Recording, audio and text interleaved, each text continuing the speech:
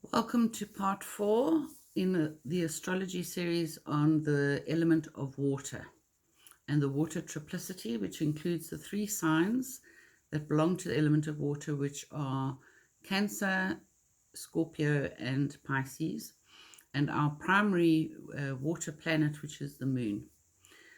Now, we've discussed already a lot about water, so what we are going to do is just discuss the positive keywords about the element of water and the expression of it. How would it express positively in somebody's natal chart? So remember that the element of water ties in to the desire to feel and the desire to express emotions and to love. So our positive expressions would be loving, caring, intimate, nurturing.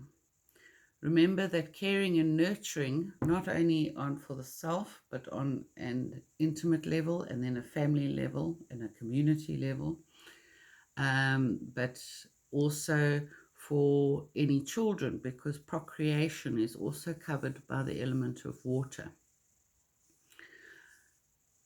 Protection and security, not only our outer security and protection, but how we protect ourselves on an inward level and our need for security and to feel secure within ourselves about who we are and what do we need in order to feel emotionally secure and stable. You would look at the moon to see where is that placed. Resourceful, highly adaptable, the ability to change and to be flexible according to what's going on in your life or what's going on around you.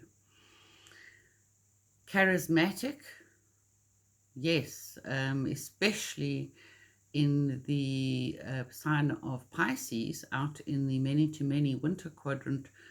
Charismatic religions would definitely fall under that sign. But having charisma and being magnetic, absolutely, falls under the water element.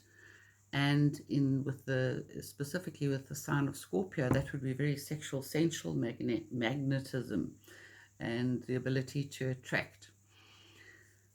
So our ability to survive, our self-integration, understanding ourselves, and then moving out into the world, and cutting loose from our family, etc., and becoming a healthy, well-functioning member of society, all falls under water.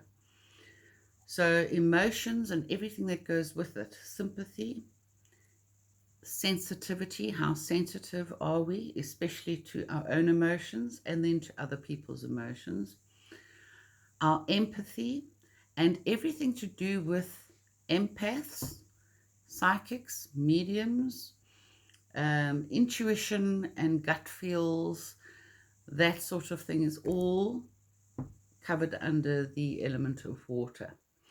So are interests in the mysteries of the world, religion, philosophies, sometimes theology more so than philosophy. Philosophy tends to be more Sagittarian as well. The esoteric, the occult, the unseen, the arcane, and the spirit world, meditation, visions, and dreams all fall under and are influenced by the element of water. Very, very complex element, very deep, very multifaceted.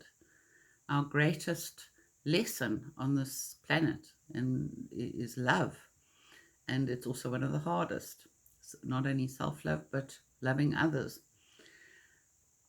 Water is usually expressed as quite reserved, although something else in the chart can change that.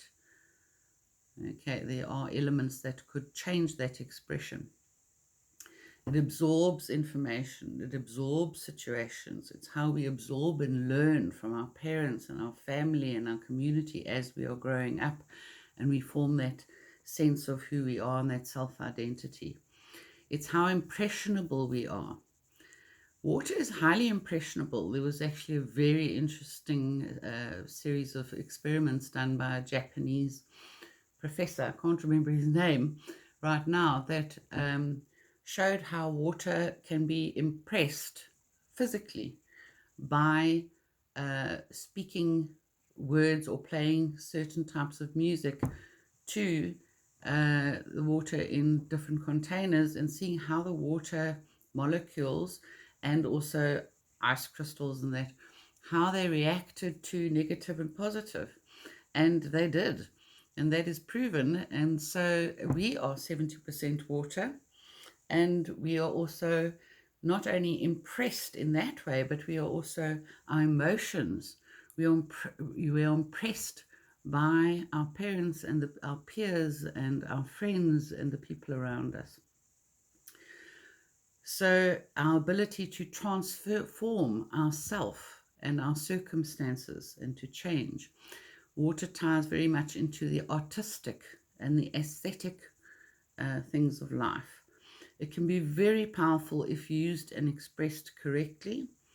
It's usually calm, passive, peaceful, avoiding confrontation, unless it is pushed too far or there are other chart factors that override this and change this. The desire to help and understand, especially at an emotional level.